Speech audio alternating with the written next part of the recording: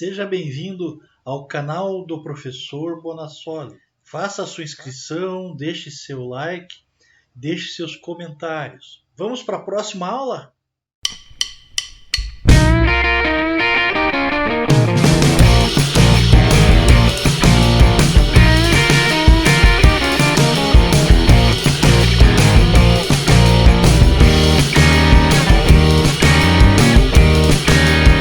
Vamos lá, começa a aula aí. Bora assistir a aula, vamos? Em nossa aula de hoje, vamos estudar a avaliação de estoques dentro aí da nossa disciplina de custos e preços de venda. Por que controlar os estoques? Nós controlamos os estoques porque influenciam no resultado da entidade. Eles alteram o custo das mercadorias vendidas. Então, afeta diretamente nossos relatórios contábeis. Controlamos estoques ainda. A avaliação incorreta altera o capital de giro, mascara os índices de liquidez, altera o valor do imposto de renda e contribuição social. A avaliação incorreta altera as participações de lucros e dividendos, altera a formação das reservas e o próprio patrimônio líquido da empresa. A contabilidade de custos e a correta formatação de custos e preços são importantes para o gerenciamento da empresa. Existem duas metodologias para controle de estoques. Nós temos aí o inventário periódico e o inventário permanente. Inventário periódico é aquele tal do balanço de final de ano que as empresas fazem, né? Contando aí os seus estoques, fazem a contagem física, colocam os valores, fazem a apuração, né? Isso aí é obrigatório sempre fazer no final do ano para as empresas que não possuem o controle permanente. Então terá que fazer, a contabilidade irá fazer os seus devidos ajustes na sua contabilidade. A contagem física deve ser avaliada através dos critérios permitidos pela legislação do imposto de renda. E também essa contagem ela tem que gerar um livro, né? Que é o livro Registro de Inventários, que é um livro fiscal onde tem essa contagem registrada com os respectivos valores e separados por tipos de estoques, né? Matérias-primas, embalagens, o que é almoxarifado, o que é material de consumo, é tudo separado dentro dos estoques, por tipos de estoques. O valor do estoque final e o CMV obtidos devem ser contabilizados da seguinte forma.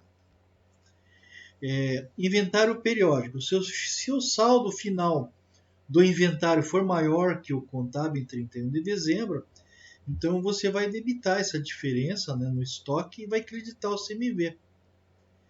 Opa, mas vai creditar o CMV? CMV não é conta do devedor? Sim, porque você tem que ajustar o valor do CMV. É sinal que durante o ano você lançou o CMV a maior. Então agora você vai fazer o ajuste, né? Se o saldo final do inventário for menor que o contábil, então você vai debitar o CMV, você vai complementar o custo das mercadorias vendidas e vai creditar o estoque pela diferença. Então aí está escrito o valor e a diferença, né? Dentro do inventário periódico ainda, nós temos o seguinte: o custo da mercadoria vendida, CMV, é calculado com a seguinte forma. Então o CMV vai ser igual ao teu estoque inicial mais as suas compras do ano, né? Lógico, sem os impostos recuperáveis, menos o estoque final, vai te dar o custo das mercadorias que foram vendidas, ou seja, é a falta, né, desse estoque, né, o que está faltando, que na verdade você vai lançar como custo, porque subentende-se que foi o que foi vendido. Alguém pode estar perguntando, pô, professor, mas esse negócio aí, daí, se alguém desviou alguma mercadoria que não foi vendida, como é que fica? Realmente não fica, porque o inventário periódico ele mascara qualquer tipo de desvio, fraude no estoque, aí você não tem como levantar isso aí. A única forma é, talvez, realmente vocês tendo o controle permanente, daí seria possível levantar. O inventário periódico ainda tem algumas vantagens, né, desse método. Vamos ver. A contagem física traz exatidão no estoque. Então essa é a vantagem número 1 do inventário periódico.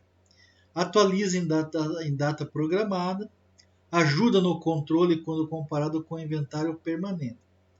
Então você pode ter os dois, né? O inventário periódico e o inventário permanente. Apura custo após o inventário.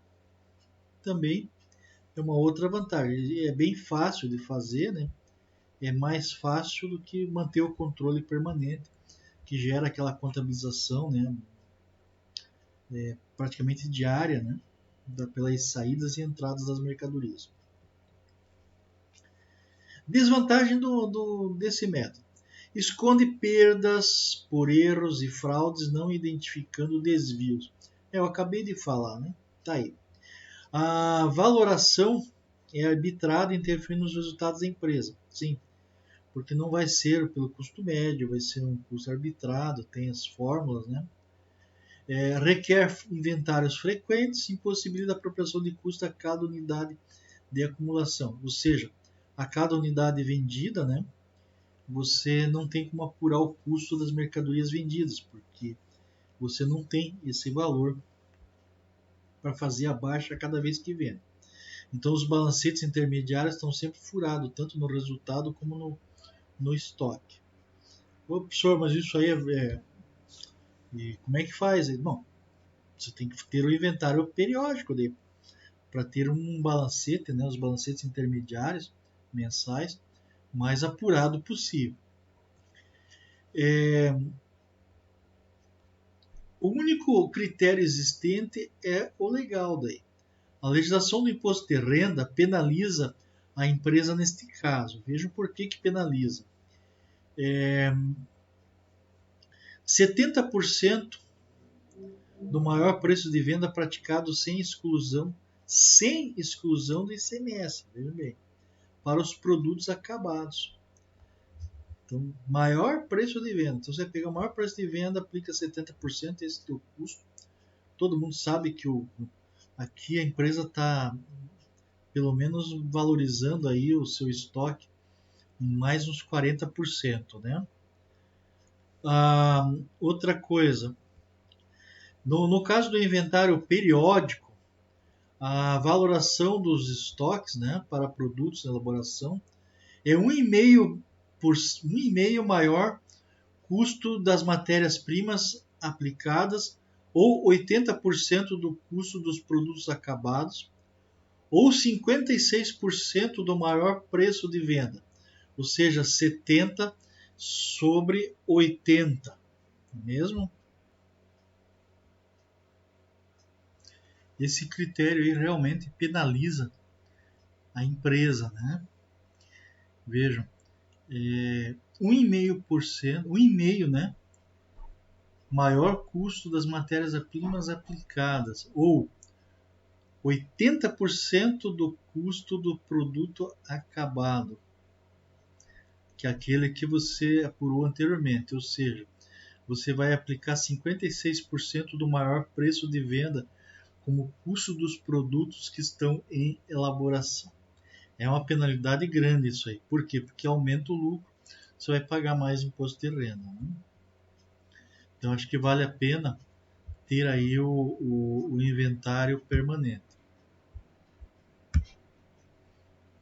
Né? Bom, ainda dentro do inventário periódico, né?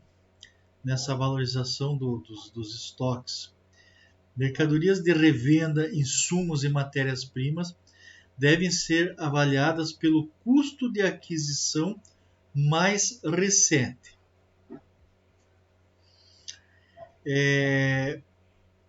Serão avaliados pelos preços correntes de mercado. Então, os estoques agrícolas, animais, extrativos, né? Ali diz o regulamento 297, esse é do antigo ainda, né? Eu acabei não atualizando ali, mas o novo regulamento do imposto de renda continua ainda com esses mesmos critérios aí. É só uma questão de atualizar o artigo daí, né? Inventário permanente. Então, daí os saldos são atualizados a cada movimentação. Os custos são aplicados a cada evento. Identifica eventuais desvios ou erros e também dispensa inventários físicos com frequência. Os custos são contabilizados, né, integrados com o controle de estoques, sempre que o produto for vendido, comprado ou fabricado. Inventário permanente ainda para fazer a valorização dos estoques. São três critérios existentes para nós colocarmos valores nesses estoques dentro da modalidade permanente. Os critérios são três: MPM, média ponderada móvel, o PEPs ou FIFO, né, que é o primeiro que entra, primeiro que sai. O FIFO vem do inglês, né, first in, first out. O EPS, que é o último que entra, primeiro que sai, que também vem que é o LIFO, né, last in, first out, que é o último que entra, primeiro que sai.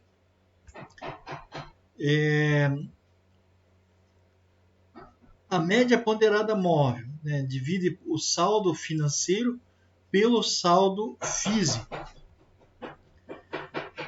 No caso do PEPS, né, primeiro produto que entra fornecerá o custo para a baixa das vendas até que se esgote aquele lote que foi comprado naquele preço.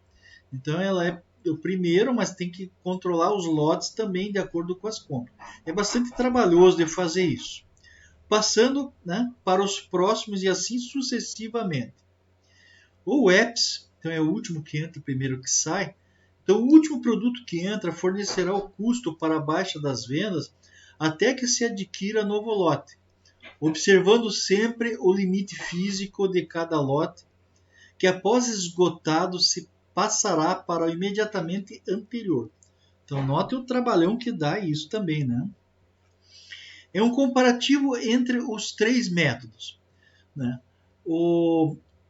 Nós temos lá o método FIFO, né, que é o primeiro que entra, o primeiro que sai. O estoque fica com valor alto. O custo fica mais baixo, evidentemente, porque ele pega sempre o custo mais antigo. O lucro fica mais alto, o imposto de renda também fica mais alto. O LIFO, né, que é o EPS, o estoque fica mais baixo, o custo fica mais baixo, mais alto. O lucro, consequentemente, fica mais baixo, o imposto de renda fica mais baixo, né? Só que esse método não é permitido no Brasil, né, para controle de estoque para as empresas de lucro real, né? Não se permite fazer isso. Somente nas empresas com lucro real. Os demais pode, porque não apura o resultado dessa forma, né? A MPM, que é a média ponderada móvel, ela vai mostrar um estoque mediano, um custo mediano, lucro mediano e imposto mediano. No Brasil, o EPS não é permitido por reduzir o lucro tributável, né? Isso se aplica à empresa, se a empresa for optante pelo regime do lucro real. Os métodos se equivalem quando todo o estoque é consumido ou vendido dentro do exercício em que os lucros forem apurados.